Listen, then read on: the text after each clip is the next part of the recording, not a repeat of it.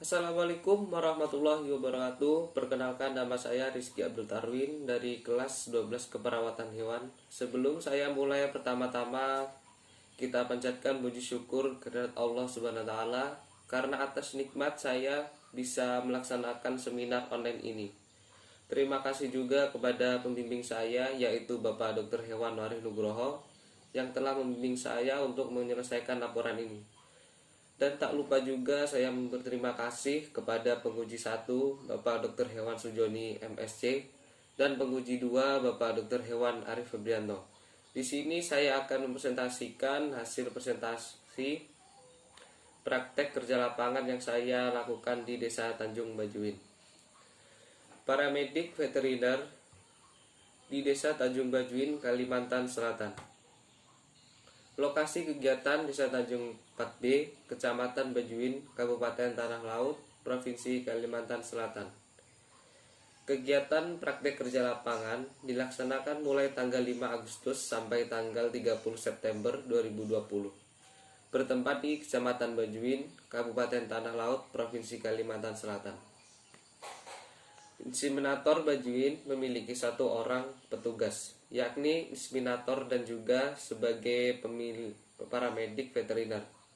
Petugas ini memiliki wilayah untuk mengerjakan pekerja wilayah Tanjung Kampung, Tebing Siring, Riam Pinang, Tanjung, dan sekitar. Kegiatan keterampilan selama praktek kerja lapangan paramedik veteriner dibagi 2, yaitu paramedik dan inseminator. Kegiatan lapangan saat PKL paramedik veteriner dilaksanakan langsung di lapangan yang berhubungan langsung dengan penanganan, pengobatan, dan pencegahan penyakit pada hewan. Bertugas membantu menyiapkan obat-obat yang diperlukan dan membantu mengidentifikasi penyakit yang diderita.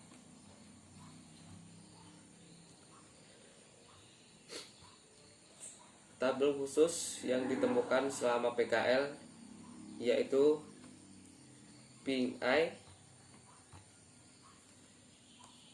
Pink eye adalah salah satu penyakit menular pada hewan ternak, terutama ternak ruminansia. Sapi salah satunya. Tidak hanya sapi potong, sapi perah pun dapat berpotensi terkena penyakit ini. Penyakit ini menyerang organ mata sapi. Mata sapi yang terserang penyakit ini mengalami inflamasi, kekurangan pada bagian kornea dan konjungtif. Pada kasus selanjut, penyakit ini dapat menyebabkan kebutaan pada sapi. Pink eye sangat merugikan peternak sapi karena berat badan menurun, susu akan terkomentasi dan harus dibuang. Penurunan harga jual sapi dan pengeluaran akan bertambah untuk biaya pengobatan pink eye.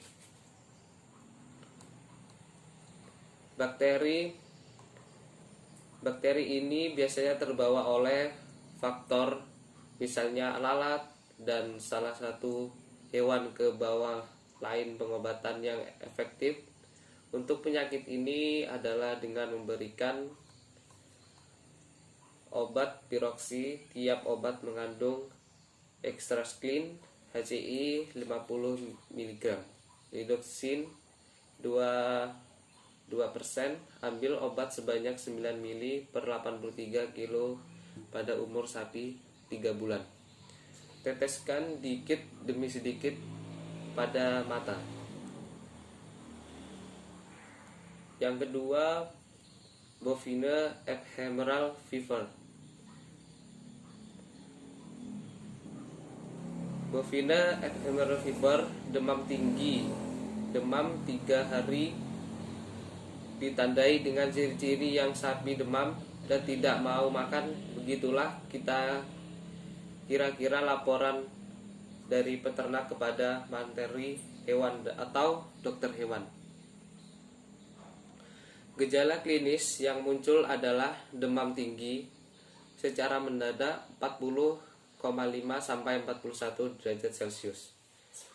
Nafsu makan hilang, peningkatan pemapasan dan kesulitan bernapas, dyspnea, diikuti dengan keluarnya leleran hidung dan mata, lakrimasi, yang bersifat soros, jalan kaku, dan pincang. Karena saat sakit yang sangat, kemungkinan dapat terjadi kelumpuhan dan kesakitan pada kaki sapi, otot gemeteran serta lama. Kekakuan mulai dari satu kaki ke kaki yang lain, sehingga hewan dapat berdiri selama 3 hari atau lebih. Leher dan punggung mengalami pengakuan atau pembengkakan.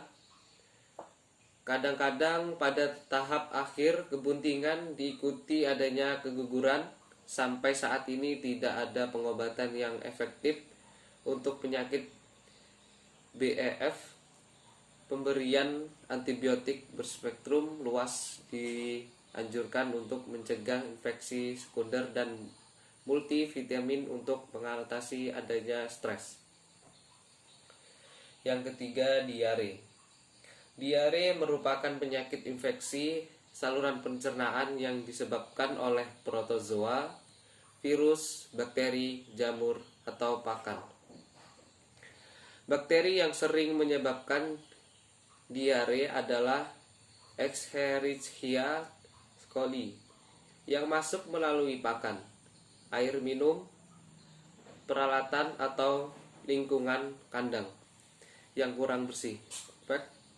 Faktor predisposisi atau faktor pendukung terjadinya diare antara lain kandang yang kotor, lembab, basah, kandang kurang terkena sinar matahari, populasi tidak hanya yang berdesak-desakan, serta timbunan kotoran yang menumpuk.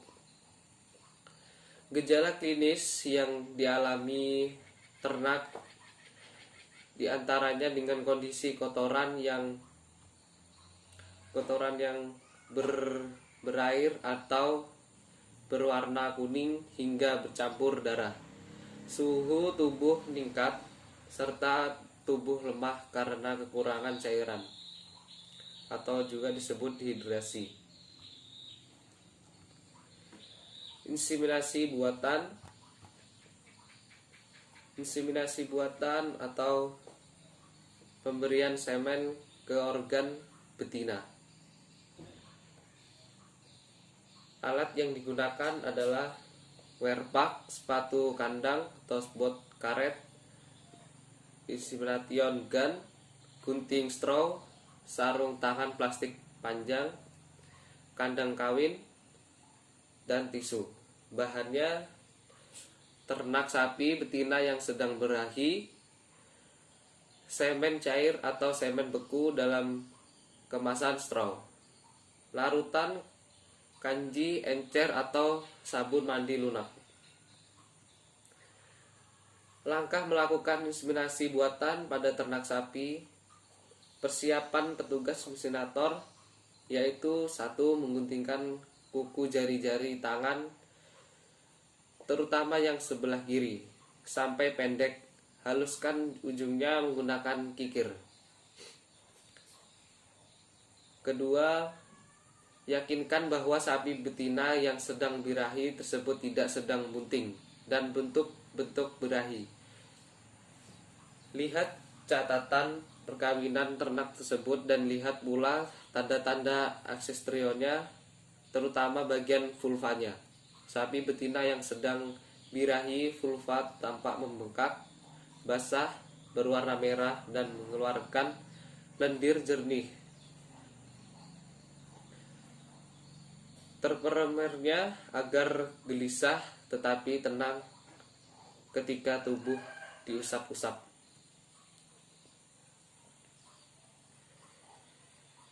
Inseminasi buatan pada sapi. Kenakan werpak dan sepatu bot. Tempatkan sapi betina yang sedang birahi pada kandang kawin, ikat dengan baik. Sisingkan lengan baju sebelah kiri. Kenakan sarung tangan plastik. Lumurkan tangan kiri sampai batas sikut dengan larutan kanji encer atau busa sabun. Hampiri sapi betina dari arah depan atau samping, lalu sentuh atau tepuk bagian tubuhnya supaya ternak tersebut mengetahui keberadaan kita dan tidak kaget walaupun kita mulai bekerja. Berdiri menghadap bagian belakang sapi dari arah belakang dengan posisi menyorong ke salah satu sebelah kanan sekitar 30-40 dari proses tubuh sapi. Kaki kiri berada sekitar 3/4 langkah di depan kaki kanan sehingga membentuk kuda-kuda yang kokoh tetapi luwes.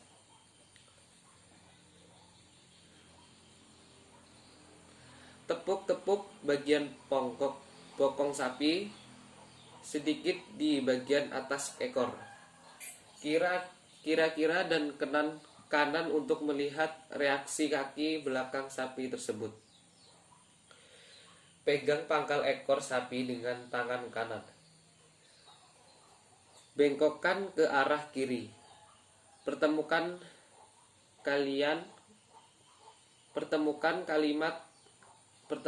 kelima jari tangan kiri.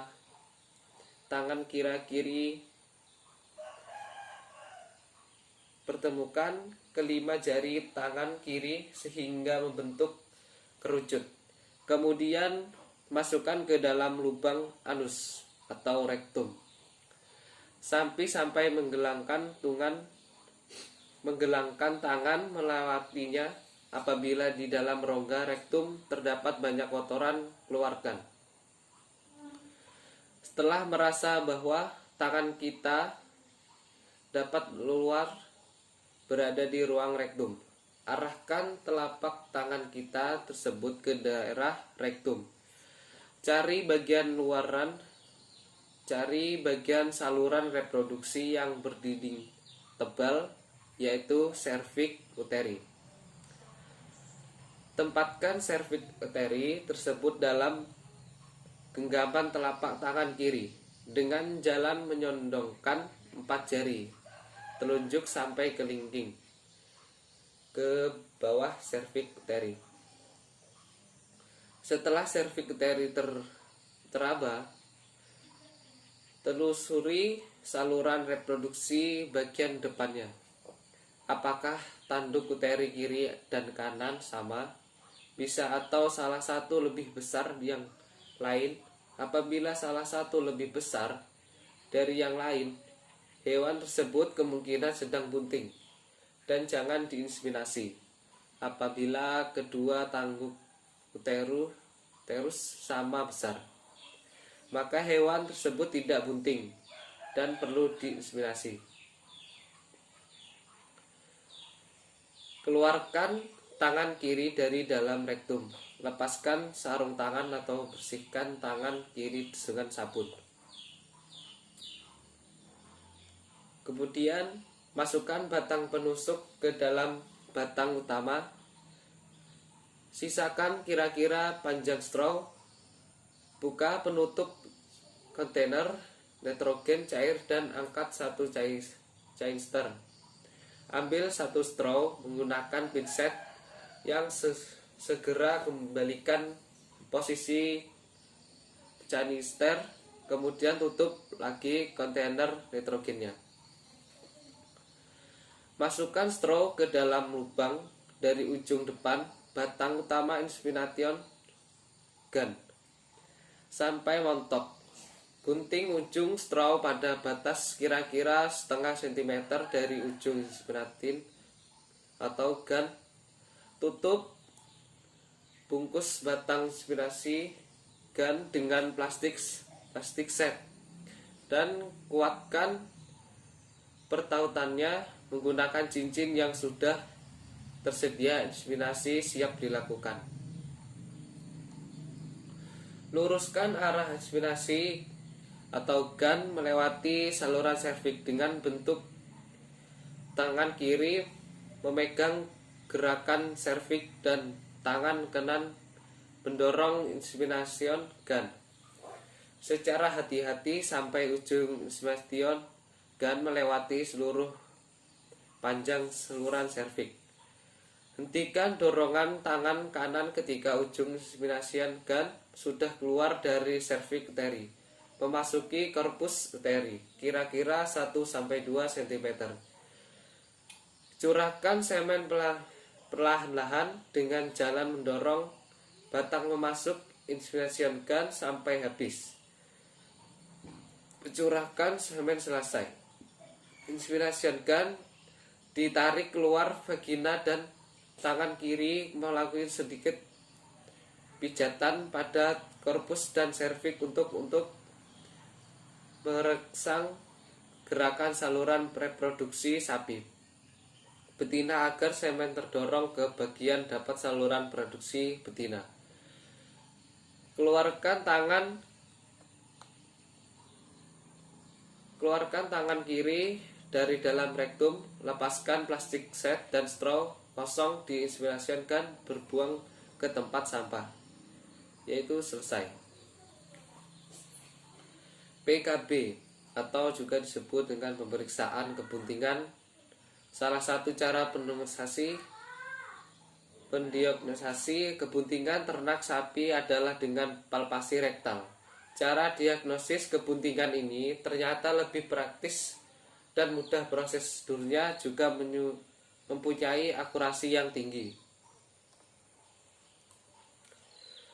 Petugas lapangan ditentukan harus memiliki wawasan yang luas dan mempunyai keterampilan serta mendapat latihan praktik yang cukup. Hal ini mengingat tugas yang banyak, tidak sekedar menentukan bunting atau tidak. Ternak tersebut akan tetapi harus mampu menentukan umur masa kebuntingan serta mempraktikkan waktu dan melahirkan dan ternak yang diprediksinya. Sapi yang akan diprediksi kebuntingan biasanya diamankan mendapat perlakuan restrain dengan dapat mendapat palang kayu yang kuat bebas dari segi yang tajam. Pada bagian pelaksanaannya, tangan memakai glove yang diberi sabun yang tidak mengiritasi mukosa rektum atau tangan melakukan palpasi rektal. Jika tangan dikuncupkan sewaktu-waktu hendak dimasukkan ke dalam rektum, selanjutnya tangan didiamkan bila ada konsentrasi rektum dan dimasukkan kembali saat kontraksi terhenti.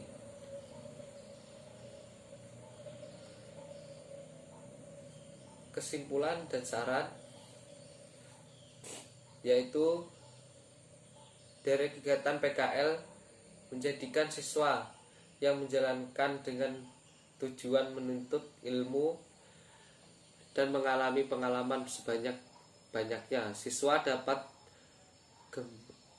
gambaran untuk membuka usaha kerja dan menyiapkan langkah-langkah yang diperlukan untuk menyesuaikan diri dalam lingkungan kerjanya nanti. Saran untuk siswa yang mengikuti kegiatan PKL, sebaiknya sebelum melakukan kegiatan petugas atau dokter hewan yang mendampinginya, sebaiknya memberikan sedikit pengarahan kepada siswa-siswinya, menerapkan kedisiplinan dan tanggung jawab dalam kehidupan sehari-hari, sehingga siswa dapat melakukan kegiatan PKL harus lebih aktif agar mendapatkan nilai yang lebih baik. Sebaiknya calon peserta PKL selanjutnya lebih menyiapkan diri, mental dan pengetahuan yang cukup, karena dapat lokasi PKL banyak sekali perbedaan atau teori atau praktek di sekolah dan di lapangan. Semoga pelaksanaan PKL selanjutnya dapat berjalan lebih baik lagi dan tidak ada halangan apapun. Mungkin itu saja yang dapat saya sampaikan. Apabila ada kesalahan kata atau pengucapan dalam membaca materi saya ini, saya minta maaf apabila kurangan. Terima kasih. Wassalamualaikum warahmatullahi wabarakatuh.